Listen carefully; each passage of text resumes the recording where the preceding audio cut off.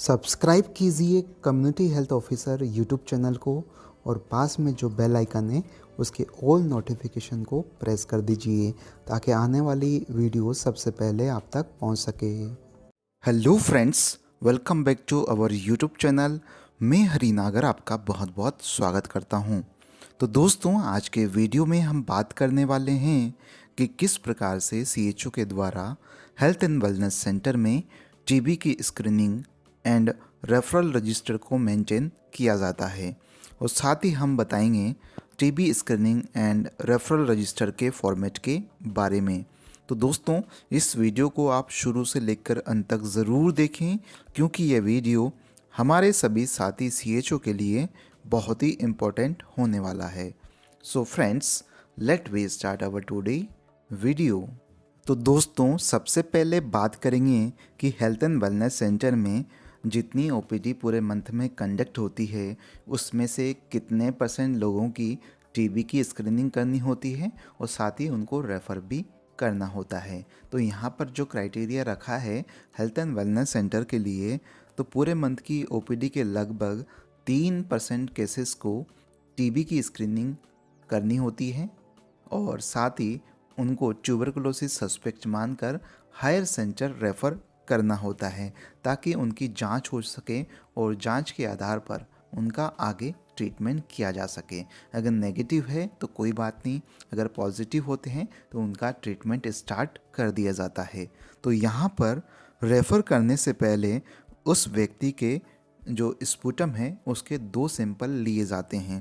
पहला सैंपल तो on the spot लिया जाता है और दूसरा सैंपल मॉर्निंग में लिया जाता है, और सैंपल लेने के बाद उन सैंपल को आशा के द्वारा हायर सेंटर भेजा जाता है, या आप पेशेंट के साथ भी भेज सकते हैं उन सैंपल को।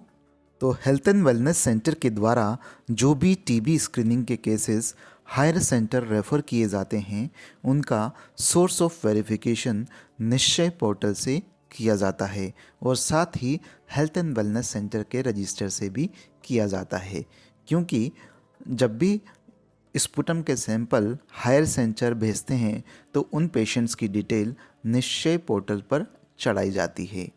तो अब बात करते हैं इंसेंटिव के रिगार्डिंग।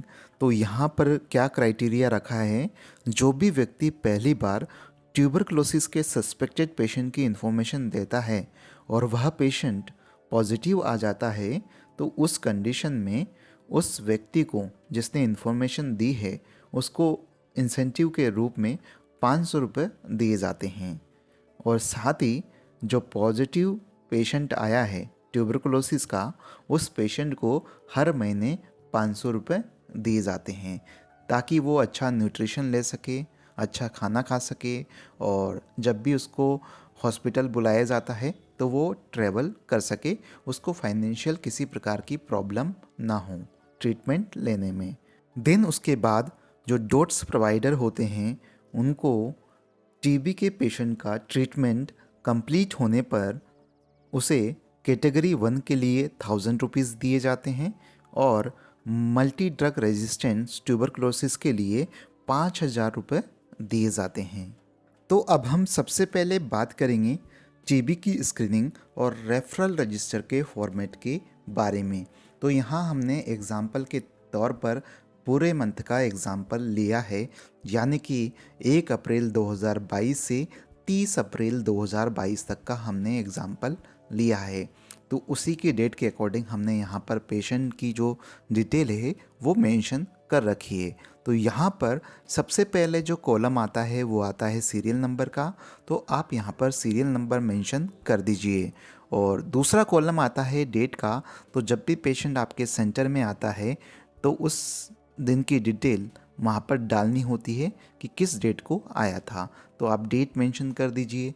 देन उसके बाद में पेशेंट का नाम क्या है वो मेंशन करिए, और उसके फादर का नेम क्या है वो भी मेंशन कर दीजिए।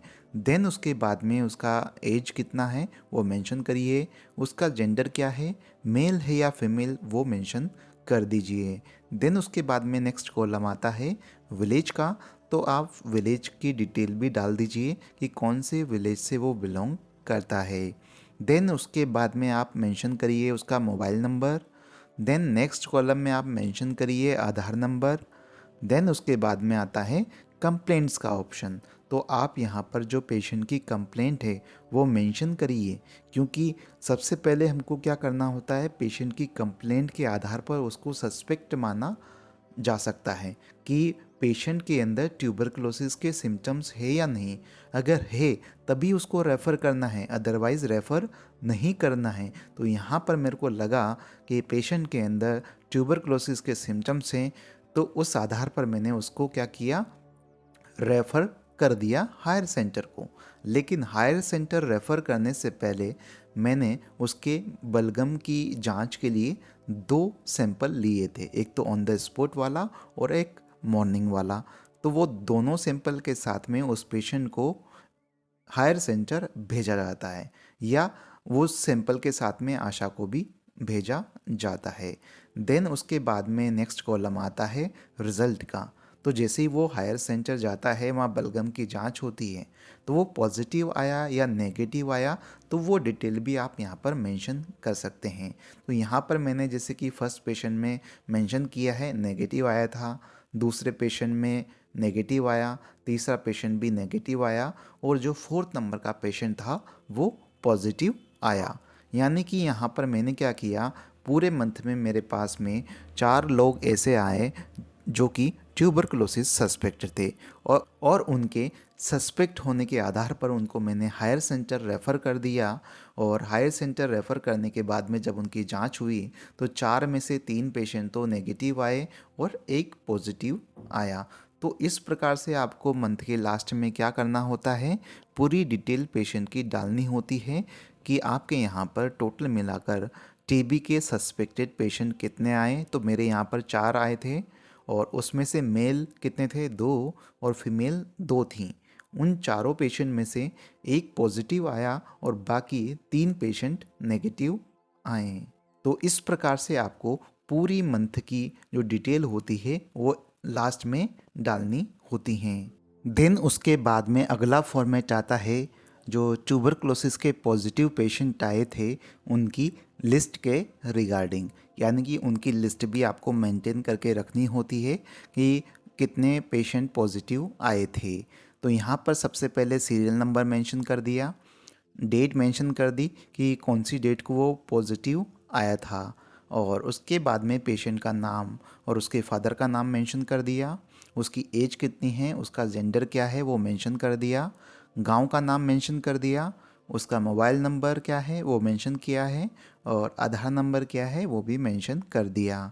और साथ ही हायर सेंटर से जो निश्चय आईडी मिलती है वो भी आप मेंशन कर दीजिए, क्योंकि जो भी टीबी के पॉजिटिव पेशेंट आते हैं उनकी एक आईडी बनती है जिसको निश्चय आईडी कहा जाता है। तो वो आईडी मेंशन कर दीजिए, और उसके बाद में ट्रीटमेंट की जो स्टार्टिंग डेट है वो भी मेंशन कर दीजिए कि कब से उसका ट्रीटमेंट स्टार्ट हुआ है।